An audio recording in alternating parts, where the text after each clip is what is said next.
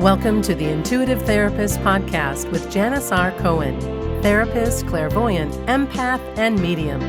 Listen in as she takes a no-nonsense deep dive into real human struggles and how to resolve them. Janis will share channeled information from her spirit guide team, as well as the angels and archangels, to help you master your emotional, physical, financial, and spiritual destiny. And now, Janis R. Cohen. Hey y'all, this is Janis Cohen, the Intuitive Therapist, here on the Intuitive Therapist Podcast. Thank you for joining me for another week. Today I want to talk about something that I know I felt like my entire life, and I'm going to get into that today, but it's around feeling like an outcast. And most of us who feel like we don't fit in, feel like there's something like wrong with us. And I'm here to tell you that there are actually benefits to not fitting in and being an outcast. And unless and until you realize how powerful not fitting it is and how cool it is, you're always going to be on the hunt to feel like you can find some way to squeeze yourself into a place that you think you should be. And in all honesty, a primary need for most humans who don't suffer with schizophrenia or hallucinations and all that, we want to belong. Like, that's the number one thing. And the primary fear that we all have is of being rejected. It is across the board. You ask anybody. It's not having enough money. It's not necessarily losing what you have. It's, I want to belong to someone, and I don't want to be rejected. That's just how we humans are wired. But what if you're the kind of person who really has never felt that you fit in anywhere? What's your life been like? What kind of experiences did you have? What messages did you get from others about you? What pressures did you encounter to conform to the family system? What were your internal struggles about fitting in, even though you knew you were different from everybody else? Beyond your family even. Part of what I do in my work is to guide people back to their past lives through past life regression hypnotherapy. And it truly is one of the most powerful modalities that I've incorporated to intervene to help people understand the deeper sense of who they are, especially if they just can't figure something out like a lifelong pattern. Or the sense that they've just felt lonely all of their lives, or that they're from another time, or they're in a family system that is just so uncomfortable, so painful, and maybe even kind of weird. So they just always had this feeling that they just didn't fit in. And through that process, y'all, people are able to understand their soul's purpose and why they have experienced what they've experienced in their lives. So many people come to me to find out why they have families that are so radically different than they are, why they feel like they're the black sheep of their families, why they feel left out, rejected, and misunderstood by the very people who are supposed to love them unconditionally. There's so many of us who have traveled that path of being different, and as a result of those who misunderstand us, we suffer greatly. We feel alone, isolated, and lost much of the time. So how can you find your place in a world that seems so different from you? For the majority of my life, majority of it, I felt like I didn't fit in, and I didn't know why. And it wasn't so much that I was shockingly different from anybody else. It just felt that, like, no matter how hard I tried, I wasn't the kind of person who was part of a group of friends. And I tried, y'all. I really, really did. It just never panned out.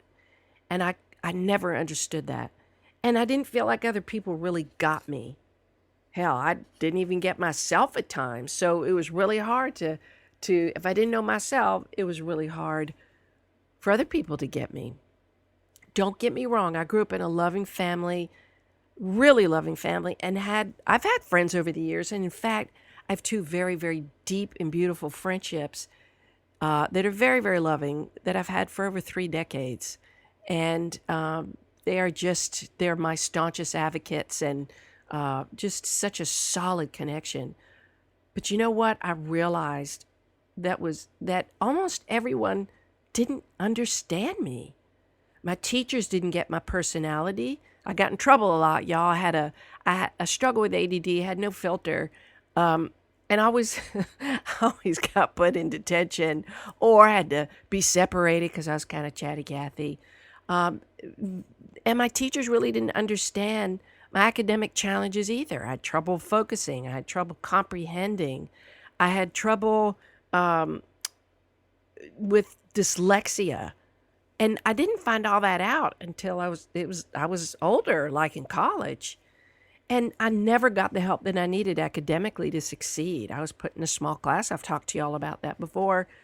And I was still distracted and had still ants in my pants. So the educators didn't even come close either to understanding about my sensitivities as an empath. And like I said, I didn't really understand this myself, but I always knew I felt sensitive. I felt more than other people. And I just felt like I didn't belong.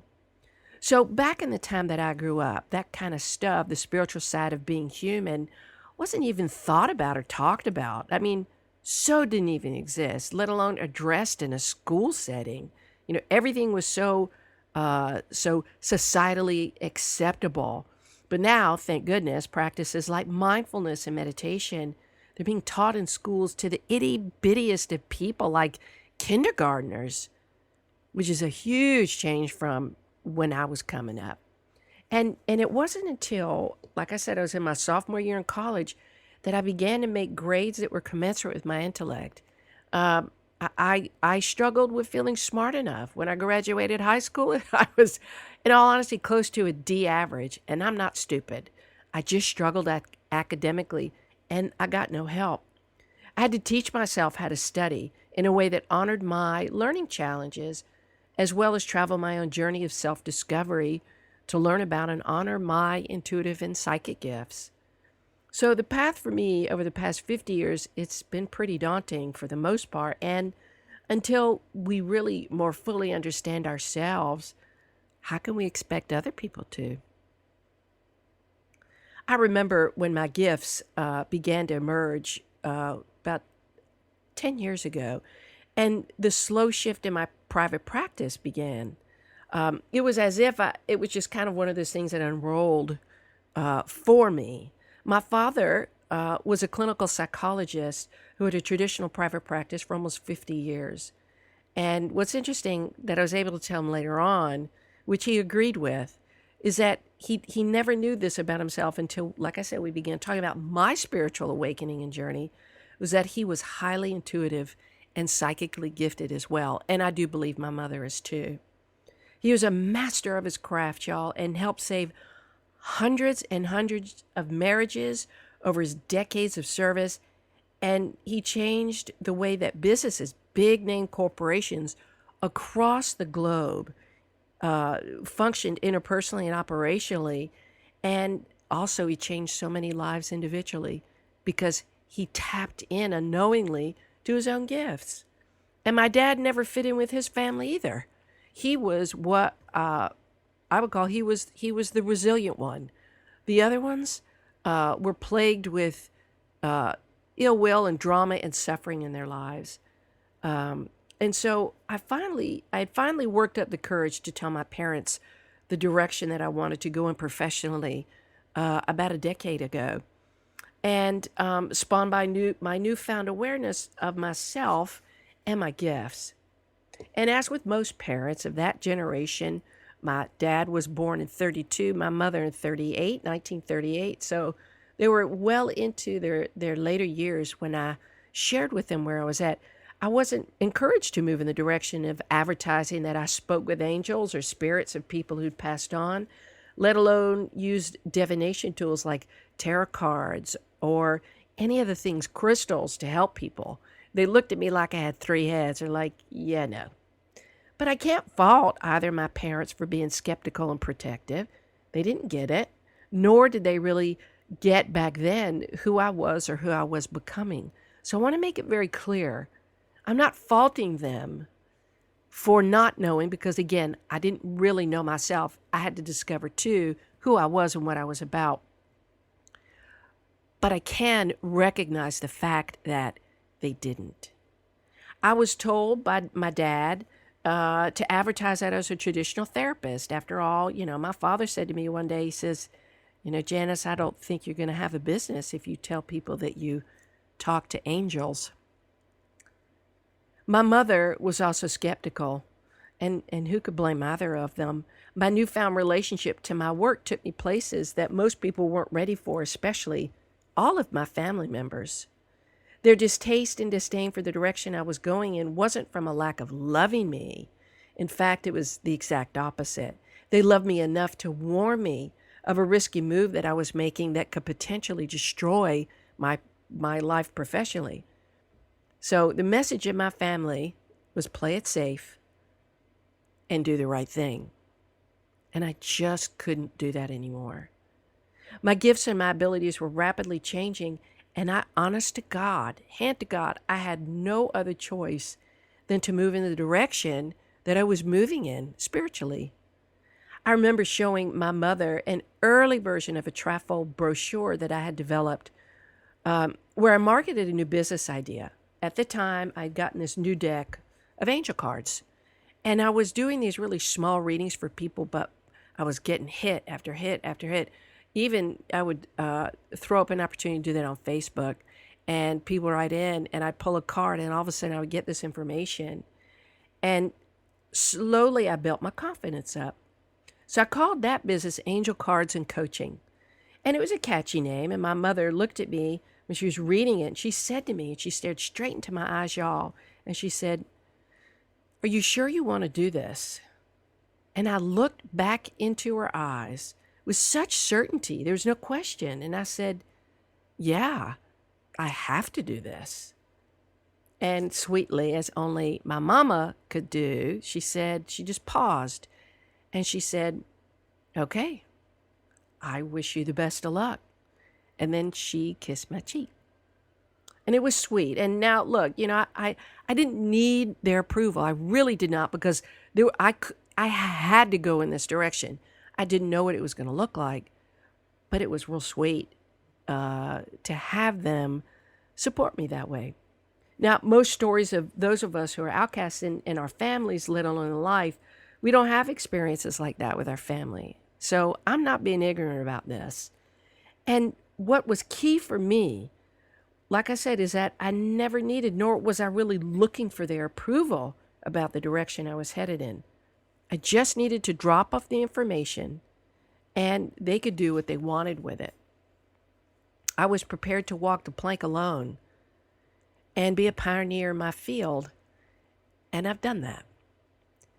And since, like y'all know, I've written a book called The Intuitive Therapist. It is a guide for therapists, coaches, and counselors who want to explore the spiritual piece to be able to incorporate that officially into their mode of working.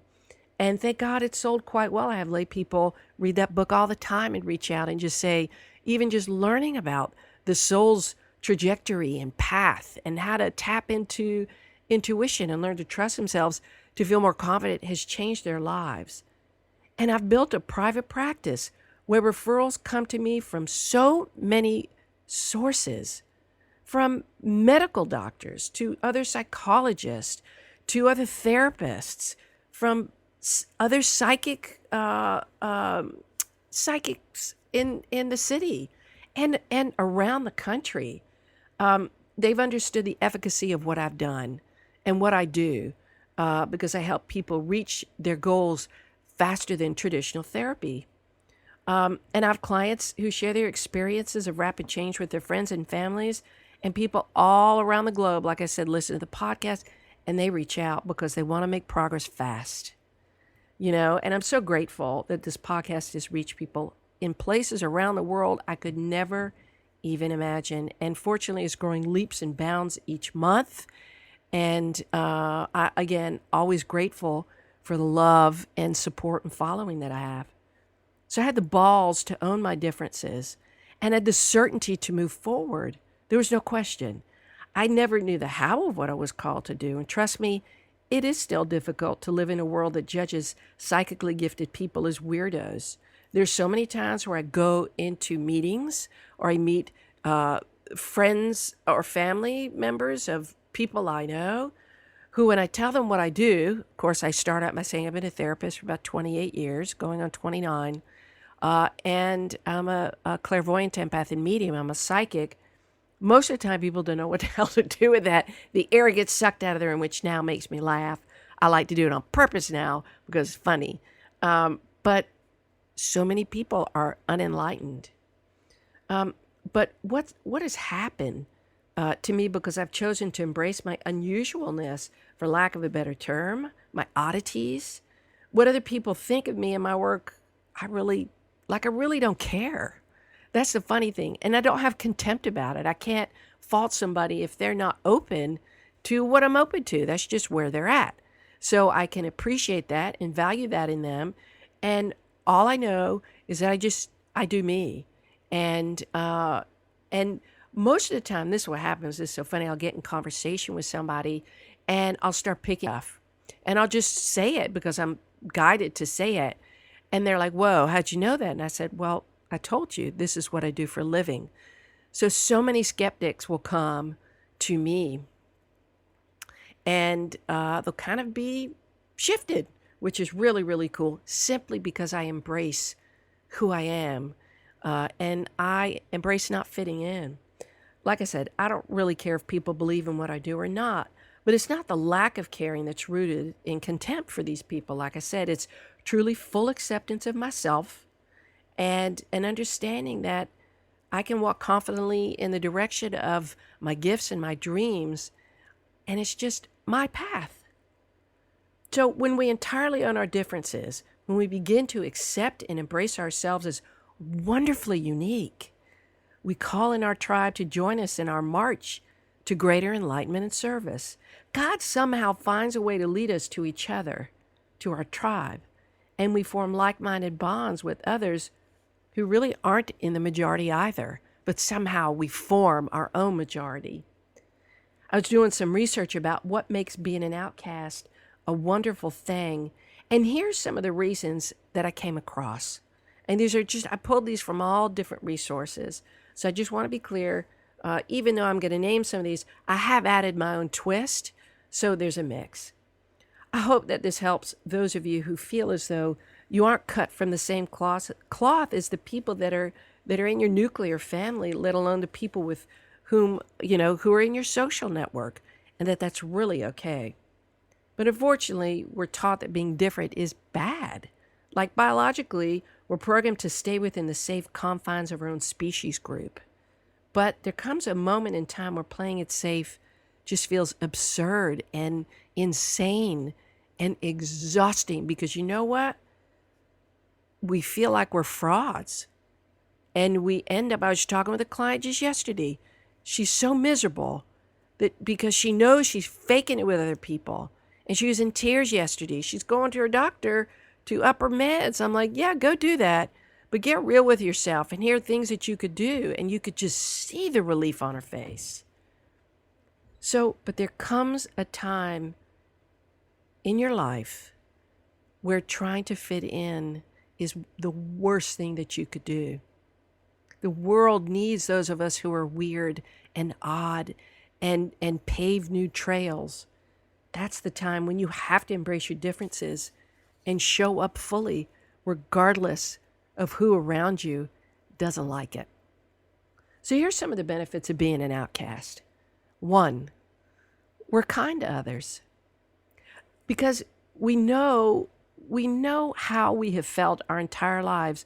Most often we extend more compassion and kindness to those who also feel like they don't fit in. And because of the experiences that we've had, we tend to be more mindful and sensitive towards others in a way that might manifest as pure magnetism at times. Let's just say that we get it, and we want to create a sense of acceptance and comfort for others who have also struggled, and who may be struggling now with trying to fit in, but who don't. God sends me all of those people, and I love it when they sit on my couch and I kind of don't belong here. And I work with multiple people who are from different dimensions. And I know this is going to sound strange, but again, I told you, I don't really care what people believe. I know this for sure. I've worked with people who are, who've, of course, been reincarnated over and over and over again, because that's what we do. Our souls do that. But also people who are from alien nations. And it has been fascinating to get to know their systems of functioning and why they're here to influence humans. The second benefit is that we have a greater ability to help people understand our perspective about being an outlier. There's nothing better than knowing firsthand what an experience is like. So, for example, I was explaining to somebody the other day, if you haven't ever tasted a strawberry, you cannot possibly understand what it feels like. Ooh, my mouth is watering. How you start salivating, what the seeds feel like in your mouth, the juice. You can't possibly describe that unless you've experienced it. And that doesn't mean the experience or the experiences have to be pleasant like that, but having firsthand experience with something allows us to create a more realistic picture for others about what's actually happening with us when we feel like we don't belong. And we also are able to help other people become more aware and accepting of those people who are on the fringes, and so we have a chance to help others become more aware and develop a different level of compassion than they otherwise would have had they not met us. Number 3, we realize that fitting in isn't always what's best. After a lifetime of feeling like we're a round peg trying to fit in a square hole, you develop a different perspective about what the truth is, which is that differences make the world more interesting and a more progressive place. If you think about all the kind of trailblazers that have gone on century after century after century, how could we have progressed as a country, as a nation, as a world without these out-of-the-box thinkers? We can have different kinds of influence over ourselves and others than somebody who tries to comply with social norms and who's, frankly, scared of life, scared of disappointing other people, scared of being rejected. What's deemed unacceptable to society is actually, you know what? And I'm not talking, I don't know, this is kind of weird to say. I'm not talking about that like really, really weird fetish things. I, in my own right, have discomfort with that, some of those things. But just being uniquely you, best thing you could do. And knowing that you don't need to fit in, and that's just cool. 4, we realize that being blinded by the need for approval from others, it really limits us. A primary conflict of all of us outcasts is that we realize that trying to comply and fit in, it's the expected thing, but we just can't. We can't do it because there's something inside of us that begs for us to be true to who we are, our interests, our desires, our ideas, right? Rather than what family or society dictates. Needing approval from others stems from our inability, I want you to hear this, stems from our inability to approve of ourselves. And y'all, if you can't give yourself true and full approval, you will never find it from anything outside of you, and you're going to feel more and more of an outcast in a negative way. Gotta accept you first. Just like the story that I mentioned to you above when I came out of the spiritual closet with my parents and family. Well, I really did want the full support of my family.